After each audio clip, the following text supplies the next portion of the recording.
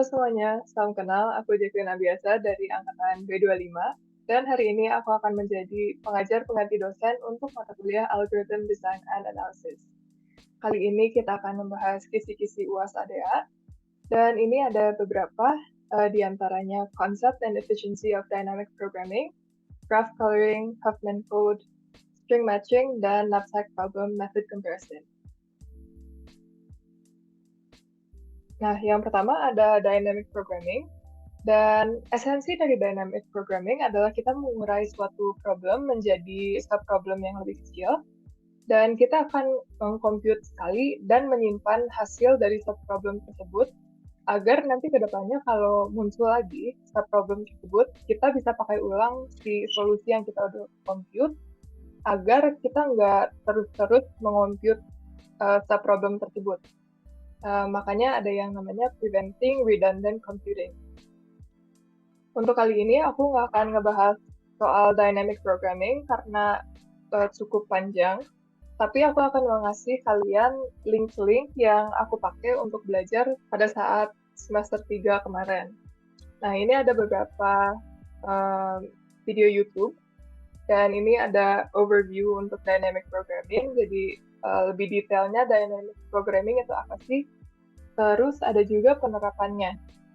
Nah, untuk penerapannya ada beberapa, ada Knapsack, ada Multi-Stage Graph, terus ada TSP juga, Traveling Salesman Problem. Nah, ini ada video YouTube dan juga ada dari PowerPoint dari Binus. Nanti aku akan compile file-file ini dan aku akan taruh linknya di description video ini. Moving forward, ada Graph Coloring. Di sini kita menggunakan pendekatan Welsh and Powell. Grafnya. Jadi kita akan menghitung jumlah edge yang terhubung pada setiap node.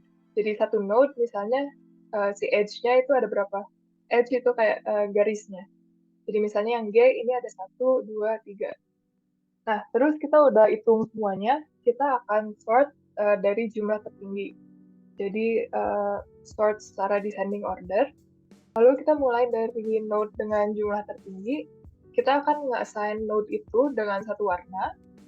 Terus dari list node tadi, yang descending order, kita akan melihat jika node tersebut tidak terhubung dengan node yang berwarna A, misalnya, kita akan assign node tersebut dengan warna yang sama juga. Jadi ketika udah nggak ada node lagi yang memenuhi syarat step 4, kita ulang dari step 3 dengan warna baru. Kita lakuin ini sampai semua node di graph udah di-assign warna. Nah, kita bakal cobain dari contoh ini. Jadi yang step pertama tadi kan kita hitung jumlah edge yang terhubung pada setiap node. Nah, ini satu-satu node kita akan hitung jumlah edge-nya. Jadi misalnya A-nya itu ada 2 edge, terus B ada 2 edge juga, C ada 1, D ada 4, dan seterusnya. Dan nanti kita akan dapat list seperti ini. Nah, ini kan semua node udah dihitung, tapi belum di-sort secara descending. Tadi kan kita mau di-sort secara descending biar yang edge tertinggi itu yang paling pertama.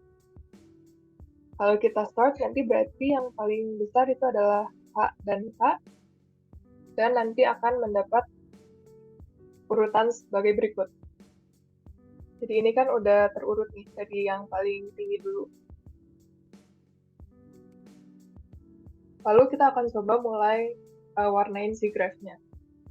Misalnya mulainya dari H. Kan yang paling besar di sini H.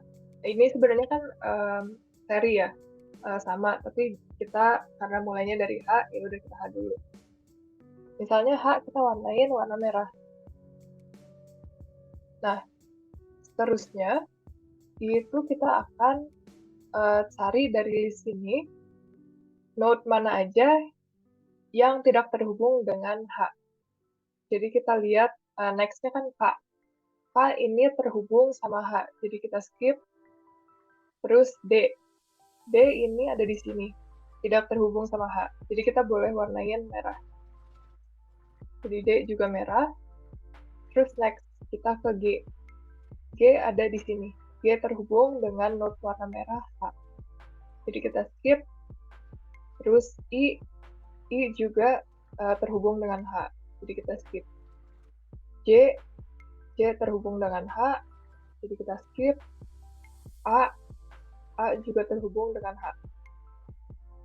Terus B. Nah, di sini B tidak terhubung dengan H, tapi B terhubung dengan D. D kan udah merah, jadi kita nggak bisa warnain B merah lagi. Jadi kita skip itu. Terus kita lihat E. E itu tidak terhubung dengan H atau D. Jadi kita boleh warnain merah. Terus next-nya adalah F. F itu udah terhubung dengan E. Terus C. C di sini terhubung dengan D. Nah, ini kan udah kita udah nyampe akhir dari list ini. Kalau udah nggak ada node lagi yang memenuhi syarat tidak terhubung dengan node yang berwarna sama, maka kita akan ambil warna baru. Misalnya biru. Nah, kita mulai lagi di atas list, yaitu yang paling besar lagi, yaitu K. Jadi kita assign K dengan warna biru. Jadi K kita warnain biru. Terus kita ulang lagi, kayak proses tadi. Kita analisa satu-satu apakah node tersebut berhubungan dengan si node yang sudah diwarnain warna biru. Jadi kita lihat lagi G itu udah terhubung dengan K, jadi kita skip. I tidak terhubung dengan K, jadi kita boleh warnain biru. Lalu J terhubung dengan K sama I, jadi kita skip. Lalu A tidak terhubung dengan node warna biru. Lalu B, untuk B itu terhubung dengan A berwarna biru, jadi kita skip. Terus F tidak berhubung dengan node berwarna biru, jadi kita bisa warnain biru. Selanjutnya adalah C. C di sini tidak terhubung dengan node warna biru, jadi kita warnain biru. Nah, sekarang kita kan udah complete. Nggak ada node lagi yang bisa kita analisa, maka kita akan mengganti warnanya lagi. Nah, kita balik lagi ke yang paling atas, sisanya adalah G. Kita warnain G warna orange. Nah, lalu next-nya J. J tidak terhubung sama node orange. Terus B. B juga memenuhi syarat tidak terhubung dengan node warna orange. Nah, ini kan kita udah warnain semuanya nih, jadi semua node udah terassign warna. Maka dari itu, algoritmanya selesai, dan kita bisa menarik kesimpulan. Biasanya ditanya, dari graph coloring ini, si chromatic number-nya itu berapa sih? Chromatic number ini adalah jumlah warna minimum untuk mewarnai graph. Jadi tadi kan kita menggunakan 3 warna, merah, biru, dan orange. Karena kita menggunakan 3 warna, maka si chromatic number-nya adalah 3. Dan itu adalah kesimpulan dari soal ini.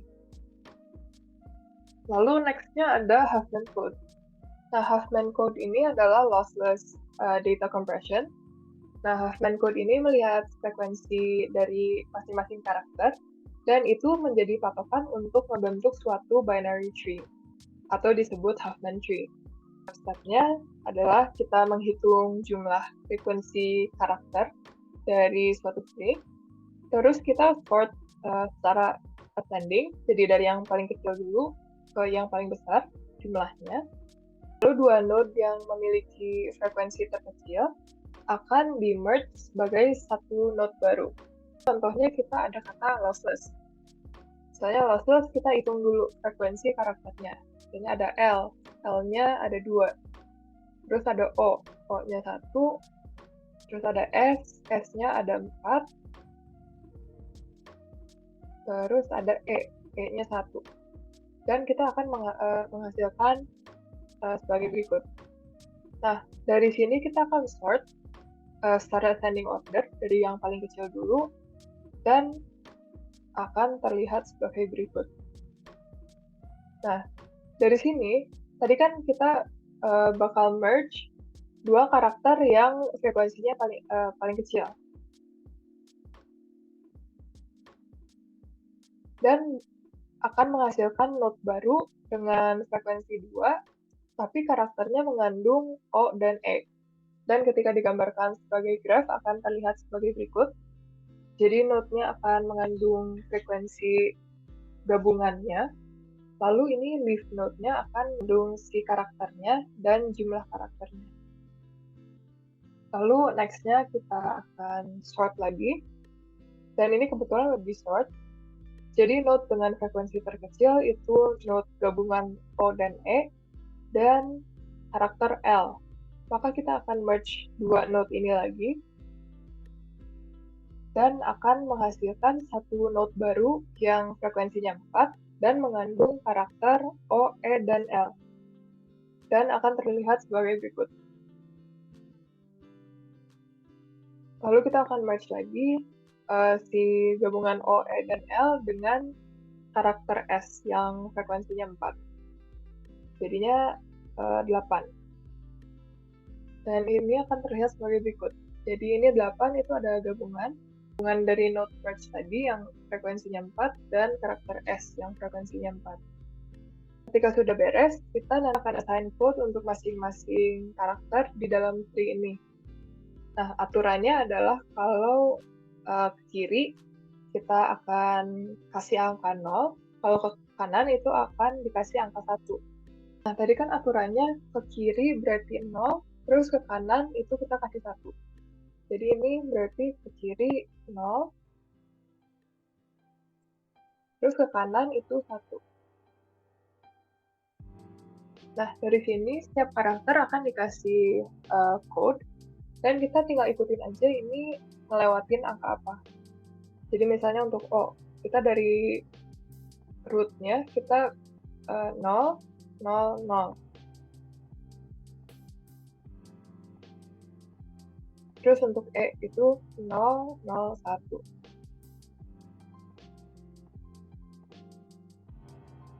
Terus untuk L kita 0, terus 1. Terus untuk S itu langsung 1. Untuk O tadi 0, 0.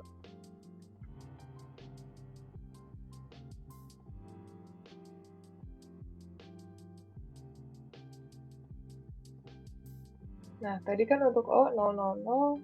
Terus untuk E 0, 0, 1.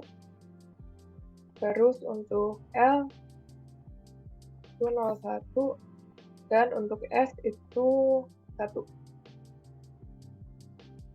Lalu di sini kita hitung jumlah bits-nya dari code tersebut. Jadi di sini untuk L itu bit-nya 2, 0, 1. Terus untuk O ini bit-nya 3. Ini kan 1, 2, 3. Terus untuk S itu 1 bit. Terus ini 3 bit, 1, 2, 3. Nah, sekarang totalnya kita akan mengalihkan si frekuensi masing-masing karakter dengan bits dari code barunya. Jadi di sini kita akan mengalihkan 2 kali 2. Terus ini kan 1 kali 3. Ini 4 kali 1. Terus yang terakhir 1 kali 3. Nah, kita jumlahin.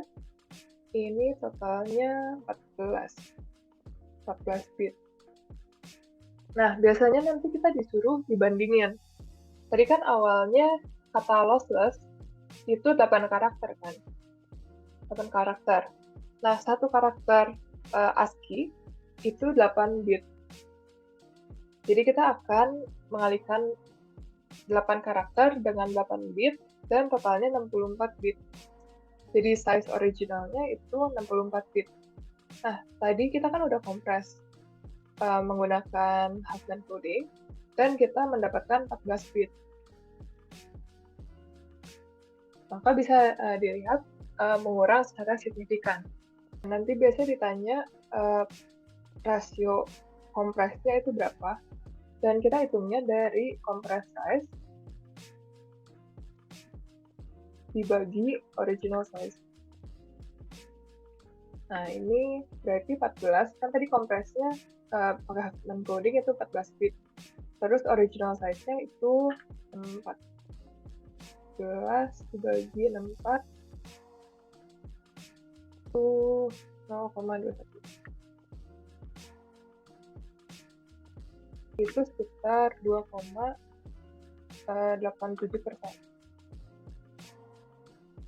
Atau kalau mau lebih exact, 5. Nah, gitu. Berarti nanti kita akan simpulkan bahwa dengan Huffman coding akan kompres itu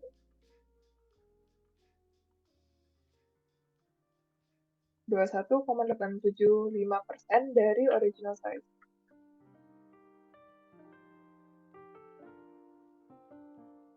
Nextnya adalah space yang di save itu berapa. Dan ini kita tinggal kurangin 1 dari hasil tadi. Nah, ini sama dengan jadi ini kayak dari 100% kita kurangin 0,21875. Nah, ini kalau kita persenin itu 78,25%. Nah, berarti kalau ditanya space save-nya berapa, space yang di save adalah 78,125%.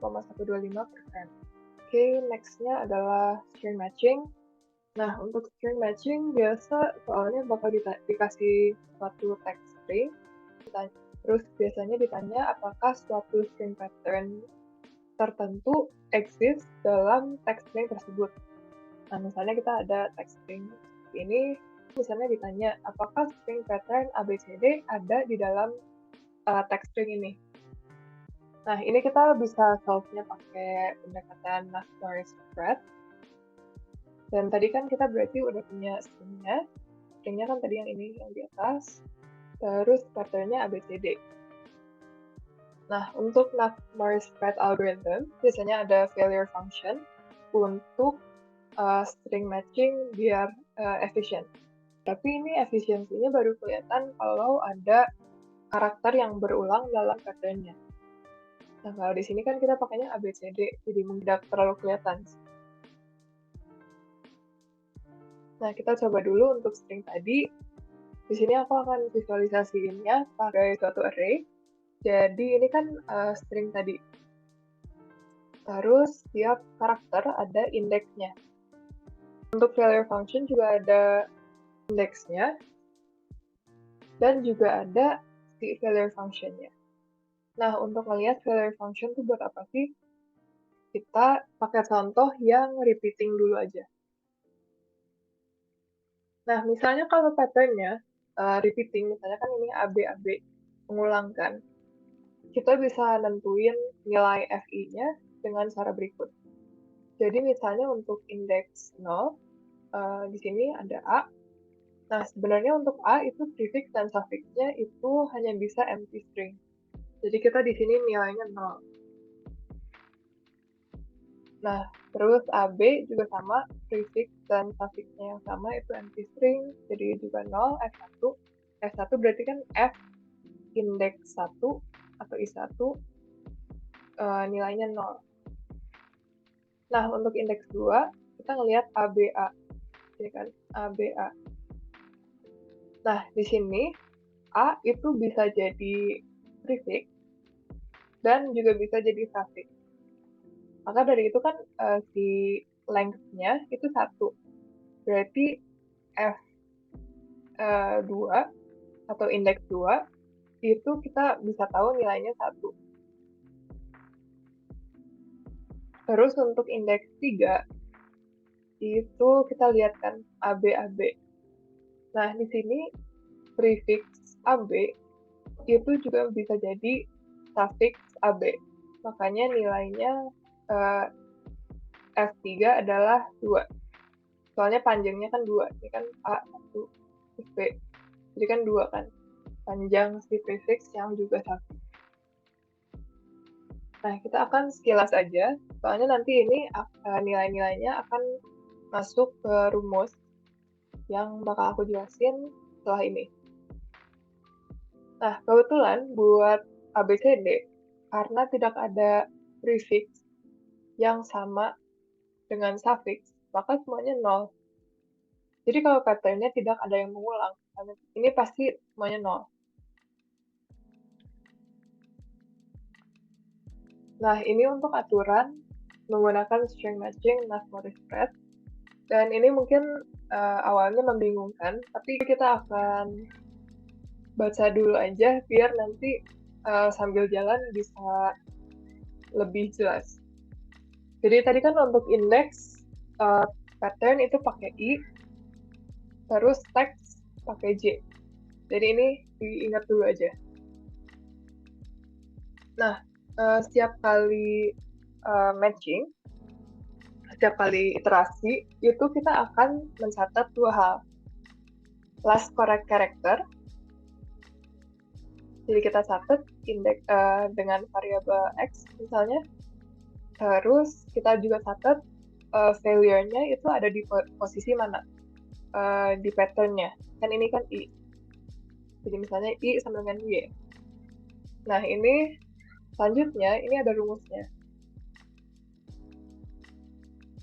Next-nya kita akan lompat sejumlah Z. Dan Z ini diambil dari failure at position mana tadi, posisi failure. Terus dikurangin failure function, fx. Jadi kan tadi ini ada fx, misalnya ini kan, function fi misalnya. Nah, kita akan masukkan nilai tadi, nilai x, misalnya last correct character-nya ada di mana, kita masukin ke function tersebut. Misalnya last correct character-nya ada di 1.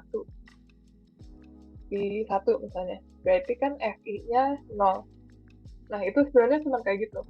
Ini tapi variabelnya ada banyak, jadi mungkin sedikit membingungkan.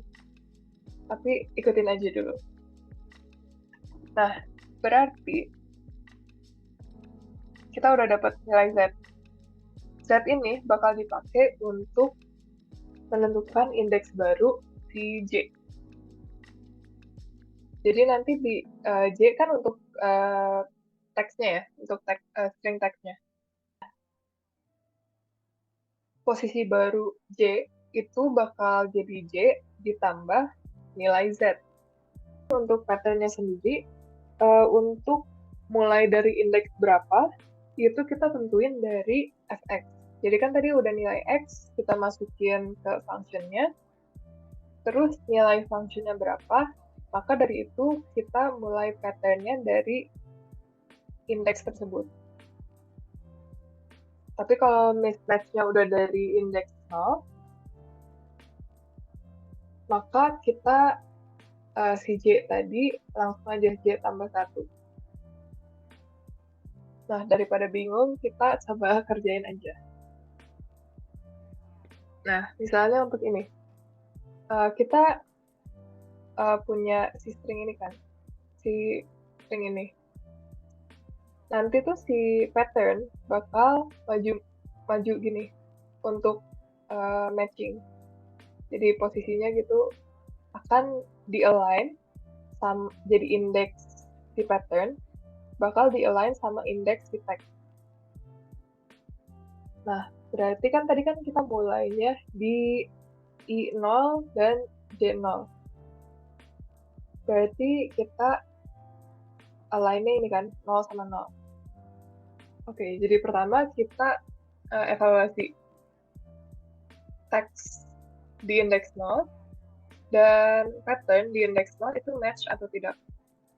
Kebetulan di sini match, berarti kita misalnya warnain ini hijau, berarti match. Ini kan match. Nah, terus kalau match, kita lanjut next index-nya. Jadi, di pattern index 1 dan di text index 1 itu sama atau enggak. Nah, kan bedakan A sama B. Jadi, kita warnain merah. Nah, ini kan di sini kelihatan. Atau bisa ditulisnya sebagai berikut. Jadi, di text index 1 itu tidak sama dengan di pattern index 1. Atau kita bisa dibilangnya mismatch. Nah, kalau mismatch, kita nggak lanjut. Kita nggak akan lanjut text di index 2 di text dan index 2 di pattern. Nah, berarti kita catat. Tadi kan kita catat last correct character-nya itu di index 0. Terus mismatch-nya atau failure-nya itu di index 1. I1, sorry. Nah, ini kita bakal masukin ke rumus tadi. Jadi kan kita X-nya udah dapet, Y-nya udah dapet, terus kita masukin aja ini rumus baru. Nah, ini rumusnya kayak gini. Jadi, failure at position 1 dikurangin F index 0 kan. Tadi last correct character-nya di 0. F0-nya adalah 0. Jadi 1 kurang 0 sama dengan 1. Dan berarti kan tadi kan J awalnya 0, berarti J barunya itu 0 tambah 1. Berarti nanti next-nya kita bakal jump ke index 1 buat si J. Jadi kita bakal jump kayak gini, jadi 1 gini. Bakal kita evaluasi ulang. Nah, terus untuk pattern, kita mulai dari 0 lagi. Karena si F0 itu sama dengan 0. Berarti next step-nya, kan tadi maju. Kan tadi dari sini maju ke depan. Terus kita evaluasi text index 1 sama pattern index 0 match. Terus kita lanjut, text index 2 dan pattern index 1 itu match. Terus yang text index 3 dengan pattern index 2 itu tidak match, mismatch. Berarti kita catat last correct character itu ada di index 1 yang masih hijau atau masih match. Terus yang failure-nya itu ada di 2. Terus kita masukin lagi ke rumusnya. Jadi failure at index 2 berarti di sini 2 dikurangin di index 1. Berarti F1. F1 ini nilainya 0. Berarti 2 dikurangin 0. Hasilnya kan 2. Ini buat nilai baru si J. Kan tadi kan J ini kita mulainya di index 1. Sekarang J barunya adalah J tambah hasil tadi, J tambah 2. Berarti ini 1 tambah 2. 1 tambah 2, berarti kita kan dapatnya 3. Berarti di sini. Nanti majunya ke sini. Untuk index pattern, karena terakhirnya correct di I sama dengan 1, kita lihat F1 itu berapa, F1 itu 0. Berarti mulainya dari 0 lagi. Berarti next-nya kayak gini. Tadi kan kita mulainya di 1, terus kita maju 3 gitu kan. Nah, kita ulang lagi. Kita cek text index 3 dan pattern index 0. Dengan match, terus text index 4, text index 4 dan pattern index 1. Masih match, lanjut text index 5 dan pattern index 2. Masih match. Terus lanjut text index 6 dan pattern index 3. Nah, di sini kan mismatch. A tidak sama dengan D. Berarti kita last correct character-nya itu ada di index 2 dan failure-nya itu ada di index 3. Berarti kita masukin lagi ke rumusnya, value-nya di 3 dikurangin F last character, jadi 2. Nah, F-nya 0, ini kan F2 dengan 0, jadi 3 kurang 0. Nah, nilai ini kita tambahin buat J lagi. Sekarang J-nya kan ada di 3. Berarti 3 tambah 3. 3 ini tambah 3 hasil tadi. Berarti 6. Nah, berarti kita nanti next-nya langsung lompat ke sini. Ke 6. Jadi align-nya di text index 6. Terus untuk si pattern-nya, karena F2 itu sama dengan 0, kita mulainya dari 0 lagi. Jadi align-nya text index 6 sama pattern index 0. Nah, kalau dimajuin nanti seperti berikut. Jadi kan kita dari 3, kita majuin ke depan. Ke 6. Terus kita ulang lagi analisanya. Text index 6 dengan pattern index 0. Ini kan matching. Terus text 7 sama pattern 1. Masih match, terus continue. Text 8 sama pattern 2. Ini kan matching. Terus next-nya text 9, index 9 dengan pattern index 3. Nah, ini kan match semua kan. Terus kalau di algoritmanya tuh bakal dicek kalau index dari pattern di current position itu sama dengan yang pattern dikurangin 1, maka sudah ketemu si pattern dalam string tersebut. Nah, kan tadi kan ABCD itu length-nya 4. 4 kurangin 1, 3. Terus ini kan kita udah di posisi index 3 dan matching, maka sudah terkonfirmasi pattern itu ketemu di dalam stringnya.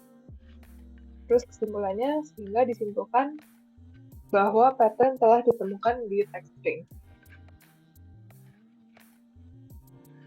Lalu, next-nya ada knapsack problem. Di sini kita akan ngebahas 01 knapsack.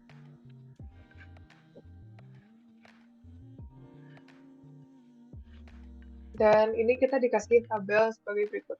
Jadi ini kan biasa ada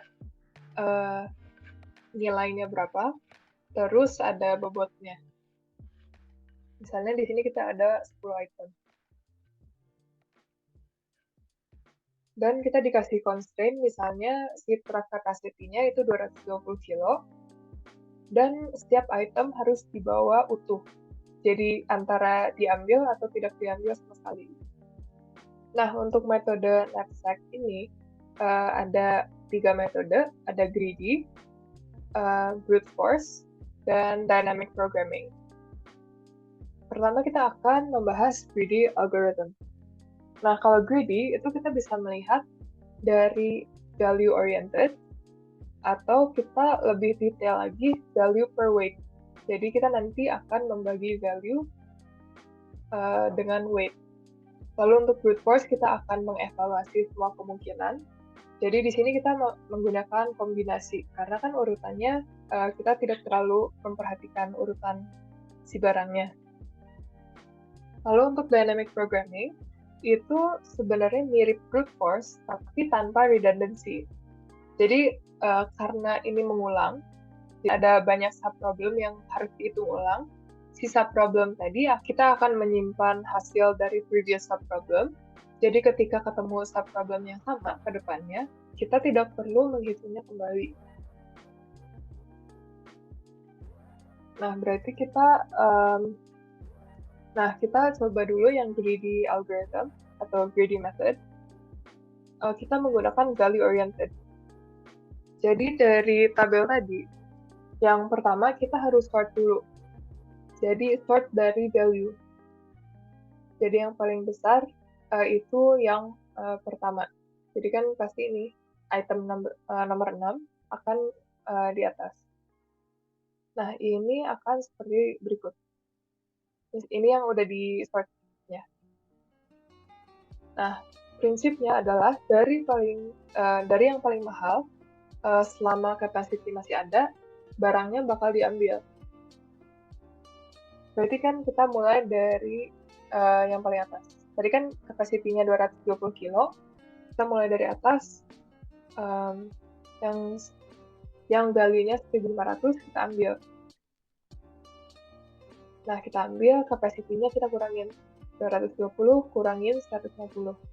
Kita dapat 70. Terus next-nya ada 1.200. Kita cek dulu capacity-nya masih muat nggak ini 100 kilo. Kalau muat, kita ambil. Kalau nggak muat, kita skip. Nah, kan tadi kita sisanya 70 kilo. Berarti nggak muat dong 100 kilo. Makanya kita skip. Capacity-nya overload. Terus next-nya 1.000 $1.000. Dan bobotnya itu 110 kilo. Dan kita cek lagi 70 kilo, berarti nggak masuk dong. Berarti capacity overload, kita skip. Next-nya itu $800 dengan weight 50 kilo. Nah, berarti kita lihat 70, kita punya sisa 70, berarti 50 kilo masuk. Berarti kita ambil yang $800. Terus kita kurangin 70, kurangin 50, jadi sisa capacity kita 20 kilo. Nah, next-nya itu barangnya $600 dengan weight 20 kilo. Kita lihat ini kita masih ada sisa 20 kilo, sehingga kita bisa ambil barang ini. Kita ambil, terus kita kurangin 20 kilo, kurangin 20 dari barang tadi. Berarti kapasitinya sisanya 0. Sehingga semua barang berikutnya itu kita nggak bisa ambil, soalnya kapasitinya udah habis. Nah, berarti kan kita ambil 3 barang nih, 1.500, 800, dan 600. Berarti totalnya itu $2.900. Tapi dengan hasil ini kita ada pertanyaan, apakah ada cara lain, misalnya kita ngambil barangnya lebih enteng, tapi kita ambil beberapa, dan menghasilkan nilai yang lebih tinggi daripada 2.900 ini. Nah, makanya ada yang namanya value per weight oriented approach. Jadi ini seperti yang value oriented, tapi yang pertama kita harus hitung dulu value per weight-nya. Jadi kita melihat proporsi value per weight dari setiap barang terlebih dahulu sebelum di sort. Jadi ini value dibagi weight, baru kita sort, terus sama dari yang paling mahal, selama capacity masih ada, kita ambil barangnya. Jadi di sini kan value-nya misalnya 600, kita bagi 20. Berarti sama dengan 30. Nah, dari sini kita sort dan akan mendapat tabel sebagai berikut. Terus, metodenya sama seperti yang tadi. Misalnya kita udah ambil yang value per weight yang paling tinggi, kita kurangin dari 220, kurangin 20. Terus next-nya kita ambil yang value per weight-nya 20. Nah, weight-nya kan ini 25.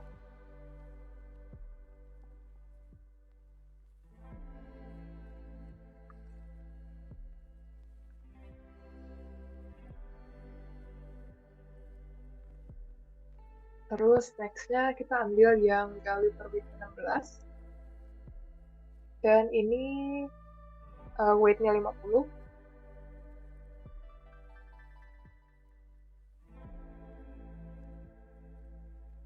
Terus next-nya yang 12, weight-nya itu 100, masih bisa.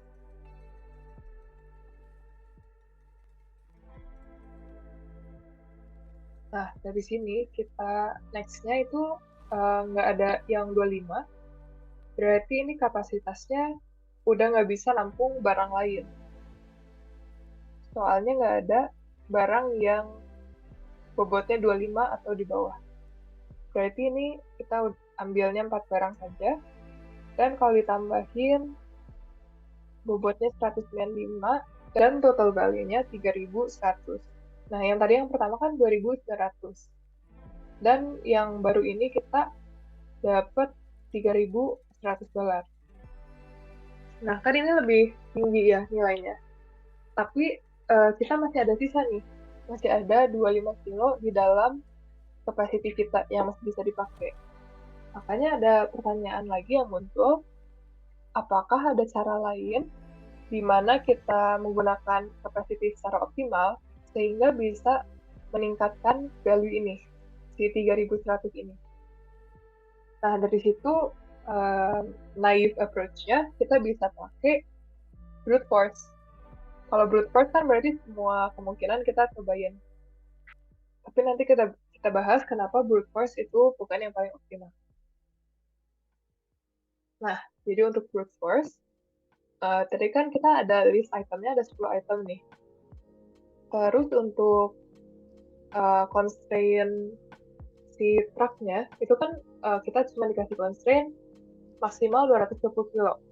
Tapi kalau dengan brute force, itu kita nyari semua possibility kombinasi si item ini, baru kita evaluasi